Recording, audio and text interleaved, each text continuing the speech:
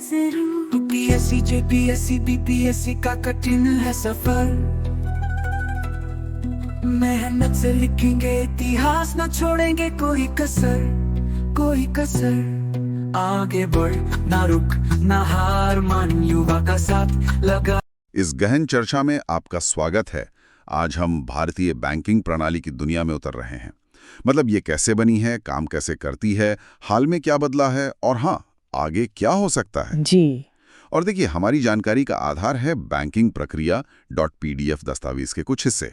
हमारा मकसद है कि इस थोड़ी जटिल सी लगने वाली प्रणाली को सरल बनाया जाए। बिल्कुल। इसके किरदार, इसकी अहमियत, चुनौतियों और जो सुधार हो रहे हैं उन्हें समझें। हाँ, कोशिश यही रहेगी। चलिए तो शुरू करते हैं। देखिए, ये बात काफी दिलचस्प है कि भारत के लगभग करीब 99.97% बसे हुए गांवों तक बैंकिंग सेवाएं पहुंच चुकी हैं। हाँ, ये आंकड़ा महत्वपूर्ण है। मतलब कम से कम 5 किलोमीटर के दायरे में कोई ना कोई बैंकिंग आउटलेट है।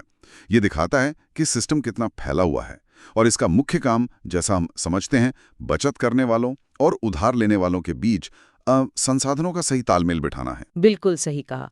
और इस विशाल नेटवर्क में, जैसा आपने कहा, कई तरह के खिलाड़ी हैं। सबसे पहले हैं अनुसूचित वाणिज्यिक बैंक, जिन्हें हम SCBs कहते हैं। SCBs, हाँ। इनकी संख्या करीब 137 है। इनमें सबसे प्रमुख है सार्वजनिक क्षेत्र के बैंक यानी PSBs। सरकारी बैंक। हाँ, जैसे स्टेट बैंक ऑफ इंडिया। इन पर सरकार का नियंत्रण ज्यादा होता है और हाल के सालों में इनका आपस में विलय भी हुआ है। इनकी संख्या कम की गई है। हाँ, वो कंसोलिडेशन हुआ था। जी। इनमें विदेशी निवेश मतलब FDI सरकारी रास्ते से आ सकता है, पर सिर्फ 20% तक। अच्छा, और फिर निजी बैंक भी हैं, वो इनसे कैसे अलग हैं? शायद उनमें FDI की सीमा ज्यादा है। हाँ, निजी क्षेत्र के बैंक वो प्राइवेट ओनरशिप वाले होते हैं। बैंकिंग रेगुलेशन एक्ट 1949 के तहत लाइसेंस लेते हैं। और FDI की बात करें तो ऑटोमेटिक रूट से 49% तक। 49%, ओके। और अगर सरकारी मंजूरी मिल जाए तो 74% तक भी जा सकता है। तो हाँ, विदेशी भागीदारी की गुंजाइश इनमें ज्यादा रखी गई है। का हक केंद्र, राज्य सरकार और किसी स्पॉन्सर बैंक के पास मिलकर होता है। अच्छा, आजकल ये स्मॉल फाइनेंस बैंक और पेमेंट्स बैंक का भी काफी जिक्र होता है। उनका क्या रोल है इस पूरी तस्वीर में? हाँ, ये नए तरह के बैंक हैं जो हाल के वर्षों में आए हैं। स्मॉल फाइनेंस बैंक या SFBs, इनका फोकस छोटे व्यवसायों, किसानों, MSMEs पर है। अच्छा। और उन वर्गों पर जहां पारंपरिक बैंकों की पहुंच शायद उतनी ना हो। तो इनका मकसद है वित्तीय समावेशन को बढ़ाना, मतलब फाइनेंशियल इंक्लूजन। बिल्कुल। और पेमेंट्स बैंक, उनका काम थोड़ा अलग है। वो मुख्य रूप से जमा ले सकते हैं, लेकिन एक सीमा तक, और पेमेंट सर्विसेज देते हैं। लोन नहीं दे सकते ये? नहीं, पेमेंट्स बैंक लोन नहीं दे सकते। ये डिजिटल लेन देन को आसान बनाने में मदद करते हैं। तो ये तो हुए वाणिज्यिक बैंक, लेकिन सहकारी बैंक भी तो हैं जो एक अलग ही मॉडल पर चलते हैं। सही कहा आपने। सहकारी बैंक या कोऑपरेटिव बैंक, ये सदस्य स्वामित्व वाले होते हैं, मतलब मेंबर्स ही ओनर होते हैं। अच्छा। और ये ज्यादातर राज्य सहकारी समिति अधिनियम के तहत चलते हैं। इनमें राज्य स्तर के, जिला स्तर के, केंद्रीय और फिर शहरी सहकारी बैंक शामिल हैं। इनका मुख्य उद्देश्य रहता है कृषि, छोटे उद्योगों और जो लोग खुद का काम करते हैं उनकी मदद करना। इनका ढांचा कमर्शियल बैंकों से काफी अलग है। और एक और खिलाड़ी हैं NBFCs, गैर बैंकिंग वित्तीय कंपनियां। ये कहाँ फिट होती हैं? ये बैंकों से अलग कैसे हैं? NBFCs, हाँ, इनकी संख्या तो बहुत ज्यादा है, करीब 9,500। ये कंपनी एक्ट के तहत रजिस्टर होती हैं और RBI इन्हें रेगुलेट भी करता है। ओके। ये लोन देती हैं, निवेश करती हैं शेयरों वगैरह में। लेकिन बैंकों से बड़ा फर्क ये है कि ये डिमांड डिपॉजिट नहीं ले सकती। मतलब आप जब चाहें तब पैसा निकालने वाला खाता नहीं खोल सकते। अच्छा, जैसे सेविंग्स या करंट अकाउंट? नहीं कर सकती। एक और बड़ा अंतर है कि इनके जमाकर्ताओं को DICGC का बीमा कवर नहीं मिलता, जो बैंक डिपॉजिट पर मिलता है। ये तो महत्वपूर्ण अंतर है। जी। और हाल ही में अक्टूबर 2022 से इनके रेगुलेशन के लिए एक नया ढांचा आया है। इनके आकार, काम और जोखिम के आधार पर इन्हें 4 श्रेणियों में बांटा गया है। ये छोटे व्यवसायों तक पहुंचने में और जहां बैंक शायद नहीं पहुंच पाते, वहां क्रेडिट पहुंचाने में काफी अहम है। तो मतलब बैंकिंग सिर्फ बड़े बैंकों तक ही सीमित नहीं है, इसमें कई परतें हैं, अलग-अलग प्रकार हैं जो अलग-अलग ज़रूरतों को पूरा करते हैं। वाकई एक जटिल लेकिन बहुत ज़रूरी ताना-बाना है ये। बिल्कुल। अच्छा, अब ज़रा इस पर आते हैं कि ये पूरी मशीनरी, ये सिस्टम चलता कैसे है? मतलब पैसा घूमता कैसे है? अर्थव्यवस्था को गति कैसे मिलती है इससे? देखिए, इसका जो मूल सिद्धांत है वो है जमा स्वीकार करना और फिर उस पैसे को उधार देना। बैंक क्या करते हैं? वो लोगों से, बिजनेस से पैसा जमा करते हैं। हाँ, savings account, current account, FD, RD. जी, इन सब खातों में यही पैसा बैंकों के लिए एक तरह से कच्चा माल है। इसी पैसे से वो आगे लोन दे पाते हैं। और जैसे प्रधानमंत्री जनधन योजना जैसी पहले हुई हैं, उन्होंने खासकर ग्रामीण इलाकों में लोगों को खाते खोलने और पैसा जमा करने के लिए प्रोत्साहित किया है। हाँ, उससे डिपॉजिट बेस बढ़ा है। बिल्कुल। और फिर इस जमा पैसे से लोन कैसे बनता है? यहाँ वो मनी मल्टीप्लायर वाली बात आती है ना? हाँ, बिल्कुल। बैंक्स जो है वो आंशिक आरक्षित प्रणाली या फ्रैक्शनल रिजर्व सिस्टम पर काम करते हैं। फ्रैक्शनल रिजर्व, ठीक है। इसका मतलब ये है कि बैंक जितना भी पैसा जमा होता है उसका एक निश्चित हिस्सा, एक छोटा सा हिस्सा जो आरबीआई तय करता है, सीआरआर कहते हैं उसे शायद, कैश रिजर्व रेशो। हाँ, सीआरआर, उसे रिजर्व में रखते हैं और बाकी की जो रकम है वो लोन के तौर पर दे सकते हैं। अच्छा। तो मान लीजिए अगर 10% रिजर्व रखना है और बैंक में 10,000 रुपए जमा हुए तो बैंक 1,000 रुपए रिजर्व रखेगा और 9,000 का लोन दे सकता है। ओके। अब जब ये 9,000 रुपए खर्च होंगे और किसी दूसरे बैंक में जमा होंगे तो वो दूसरा बैंक फिर उसका 90% यानी 8,100 रुपए का लोन दे सकता है। अरे वाह। इस तरह से जो शुरू में 10,000 रुपए जमा हुए थे उससे कई ज्यादा पैसा लोन के जरिए अर्थव्यवस्था में फैल जाता है। इसी को मनी मल्टीप्लायर या पैसे का गुणक प्रभाव कहते हैं। ये तो कमाल की बात है। मतलब बैंकिंग सिस्टम पैसा बनाता भी है एक तरह से। हाँ, क्रेडिट क्रिएशन कहते हैं इसे। और बैंक कमाते कैसे हैं?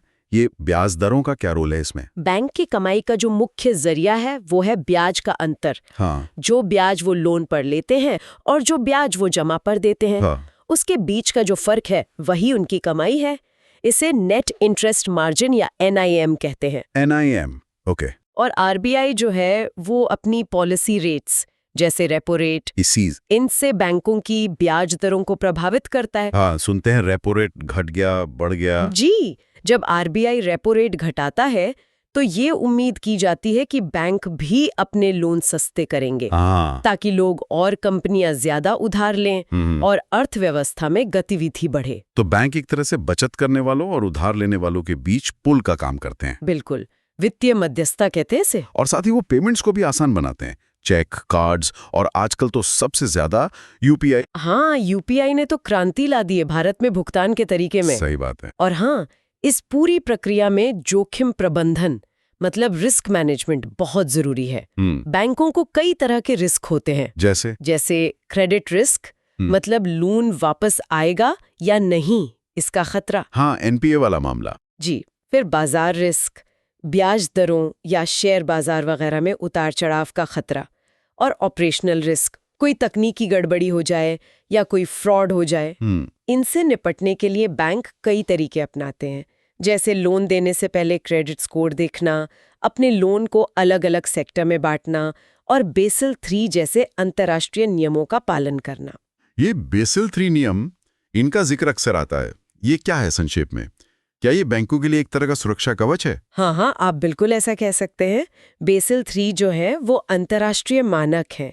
ये नियम तय करते हैं कि बैंकों को किसी भी मुश्किल वक्त से, किसी आर्थिक झटके से निपटने के लिए कितनी पूंजी, कितना कैपिटल अपने पास रखना चाहिए। अच्छा। इसे पूंजी पर्याप्तता अनुपात या कैपिटल एडिक्वेसी रेशियो कहते हैं। तो आप समझिए कि बैंकों को एक मजबूत कवच पहनना होता है।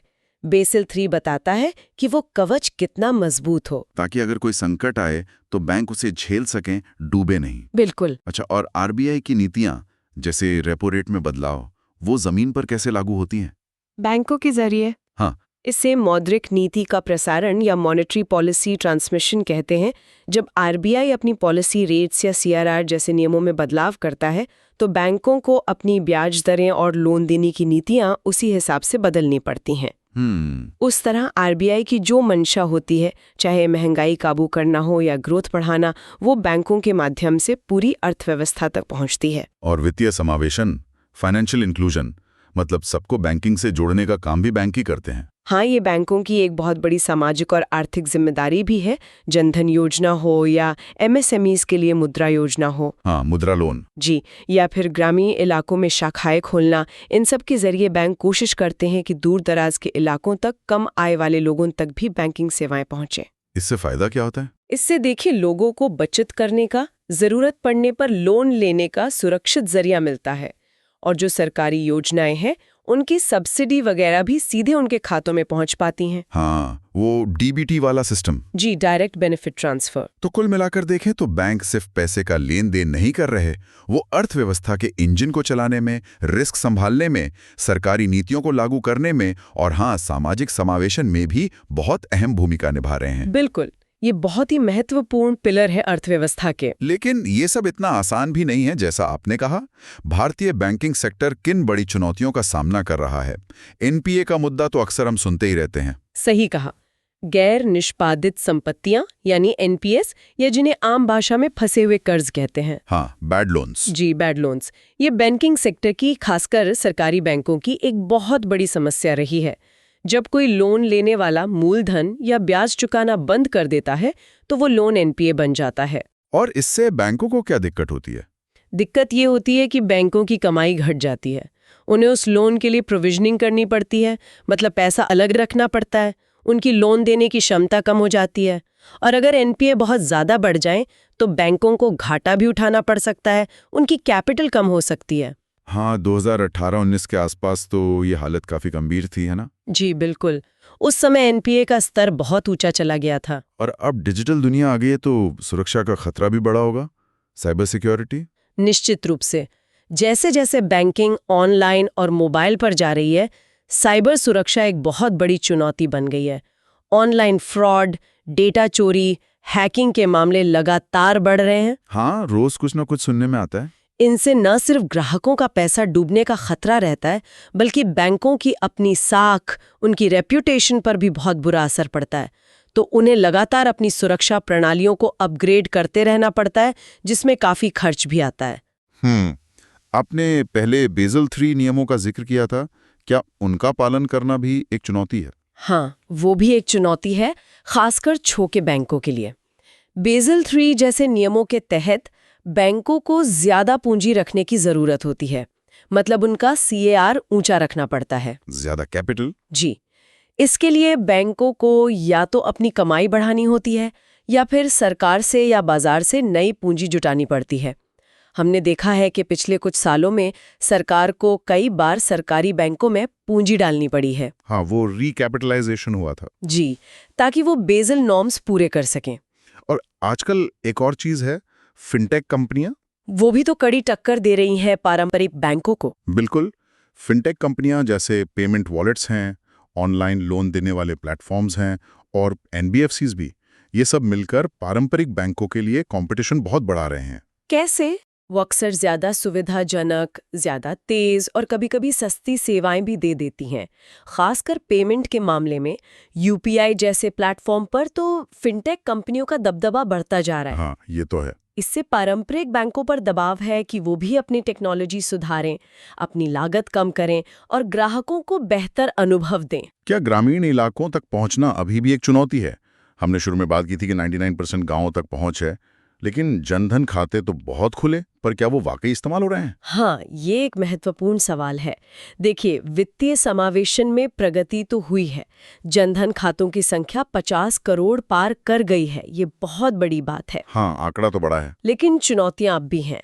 दूर दराज के गांवों में ब्रांच खोलना महंगा पड़ता है, वहाँ कई बार इंटरनेट कनेक्टिविटी की दिक्कत होती है, लोगों में वित्तीय साक्षरता की कमी होती है, और जैसा आपने कहा, कई जनधन खातों में या तो जीरो बैलेंस है या लेन देन बहुत कम होता है। तो मतलब सिर्फ खाता खोलना काफी नहीं है? बैंकिंग सेवाओं का नियमित रूप से इस्तेमाल करने के लिए प्रेरित करना, उन्हें इसका फायदा समझाना। तो ये तो हुई कुछ बड़ी चुनौतियां। एनपीए, साइबर सिक्योरिटी, रेगुलेशन का दबाव, फिनटेक से कंपटीशन और ग्रामीण पहुंच की दिक्कतें। इनको देखते हुए पिछले कुछ सालों में क्या बड़े सुधार किए गए हैं? वो बैंकों के विलय की काफी चर्चा हुई थी। हाँ, वो एक बहुत बड़ा कदम था। सरकारी बैंकों का समेकन या कंसोलिडेशन 2017 से लेकर 2020 के बीच कई सरकारी बैंकों को आपस में मिला दिया गया। हाँ, कई नाम अब सुनाई नहीं देते। जी, इससे उनकी कुल संख्या 27 से घटकर सिर्फ 12 रह गई।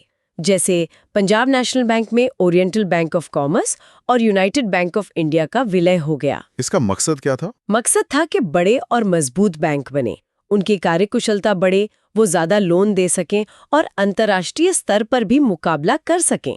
अच्छा, और वो एनपीए की समस्या से निपटने के लिए क्या किया गया? आईबीसी कोड का जिक्र आता है अक्सर। हाँ, आईबीसी दिवाला और दिवालियापन संहिता यानी इंसॉल्वेंसी एंड बैंक्रप्सी कोड, ये 2016 में आया था। तो ये क्या है? ये एक बहुत बड़ा कानूनी सुधार था। इसने फंसे हुए कर्ज की वसूली के लिए एक समयबद्ध, एक टाइम बाउंड प्रक्रिया तय की। इससे पहले क्या होता था कि लोन रिकवरी के केस सालों साल चलते रहते थे। हाँ, बहुत लंबा खिंचता था मामला। जी, आईबीसी ने बैंकों को यानी लेनदारों को ज्यादा अधिकार दिए कि वो डिफॉल्ट करने वाली कंपनी के मामले को एक तय समय में सुलझाएं, या तो कंपनी को रिवाइव करें या फिर उसकी संपत्ति बेचकर पैसा वसूलें।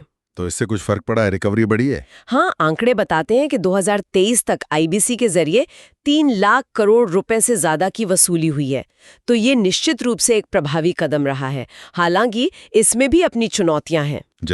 जैसे कई मामलों में अभी भी देरी हो जाती है, और जो रिकवरी रेट है यानी लोन अमाउंट का कितना हिस्सा वापस मिल पाता है, वो कई बार उम्मीद से कम रहता है, शायद 30-40% के आसपास। लेकिन फिर भी पहले से तो बेहतर स्थिति है।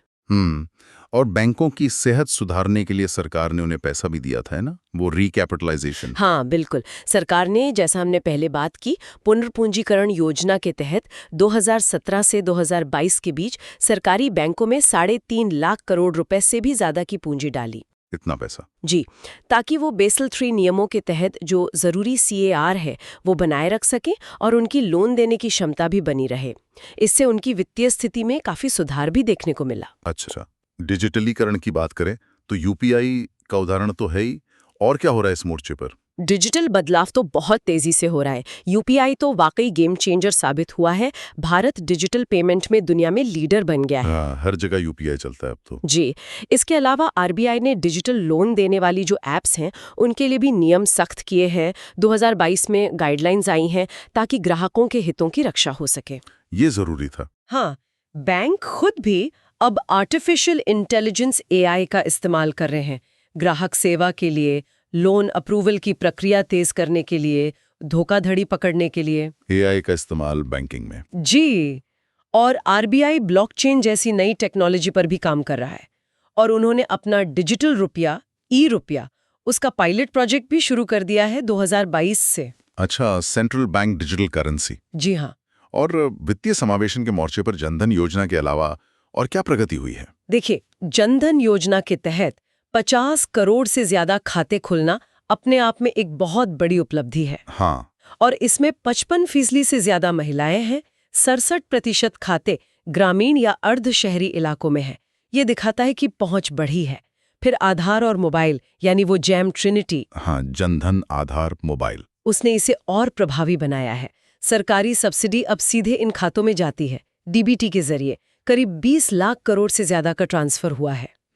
इसके अलावा मुद्रा योजना है, जिससे छोटे उद्यमियों को, एमएसएमईज को लोन मिलना आसान हुआ है। इसमें भी 20 लाख करोड़ से ज्यादा के लोन दिए गए हैं। तो कोशिशें तो बहुत हुई हैं। हाँ, ये आंकड़े तो काफी प्रभावशाली लगते हैं। तो कुल मिलाकर ऐसा लगता है कि भारतीय बैंकिंग प्रणाली कई चुनौतियों से जूझते हुए भी महत्वपूर्ण सुधारों और खासकर तकनीकी बदलावों के एक बड़े दौर से गुजर रही है। बिल्कुल। विलय से बड़े बैंक बने हैं, आईबीसी ने रिकवरी प्रक्रिया को बदला है, सरकार ने पूंजी दी है और डिजिटलीकरण ने तो पूरी तस्वीर ही बदल दी है। हाँ, आपने बिल्कुल सही सारांश दिया।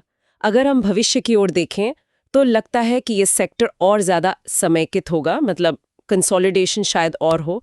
डिजिटल तो ये होता ही जाएगा और समावेशी बनाने पर जोर रहेगा। और कोई नए ट्रेंड्स? हाँ, अब ग्रीन फाइनेंसिंग पर भी जोर बढ़ने की उम्मीद है, मतलब पर्यावरण के अनुकूल जो प्रोजेक्ट्स हैं उनके लिए लोन देना।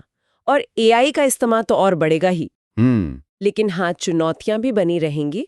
कुल मिलाकर बैंकिंग सेक्टर की सेहत सीधे तौर पर भारत की आर्थिक तरक्की से जुड़ी हुई है, इसलिए इस पर नजर रखना बहुत जरूरी है। बिल्कुल। तो श्रोताओं के लिए सोचने लायक एक सवाल छोड़ दें यहाँ पर। जिस तेजी से फिनटेक कंपनियां और डिजिटल भुगतान बढ़ रहे हैं और जिस तरह पारंपरिक बैंकों के सामने एनपीए और ग्रामीण पहुंच जैसी चुनौतियां अभी बनी हुई हैं, तो क्या भविष्य में ऐसा हो सकता है कि वित्तीय सेवाओं के लिए हमारी निर्भरता बैंकों पर कम हो जाए और गैर बैंक कंपनियों पर, जैसे फिनटेक या शायद बड़ी टेक कंपनियां, उन पर ज्यादा हो जाए? क्या ये कंपनियां पारंपरिक बैंकिंग को वाकई चुनौती दे सकती हैं या फिर उनके साथ मिलकर एक नया ही रूप ले लेंगे? इस पर जरूर विचार किया जा सकता है। हाँ, ये एक दिलचस्प सवाल है भविष्य के लिए।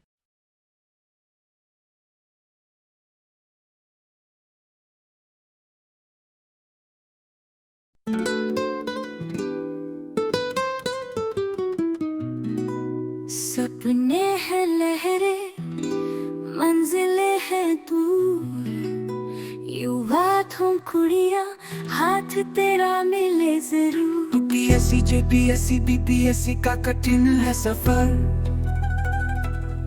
मेहनत से लिखेंगे इतिहास, न छोड़ेंगे कोई कसर, कोई कसर। आगे बढ़ ना रुक ना हार मान, युवा का साथ लगा दी है जान। पढ़ाई का जोश दिल में उम्मीदें जगाएंगे, आईएएस आईपीएस पीडीओ भी हम बन के दिखाएंगे। है हमारे रास्तों में साथ युवा तुम कुड़िया का हाथ।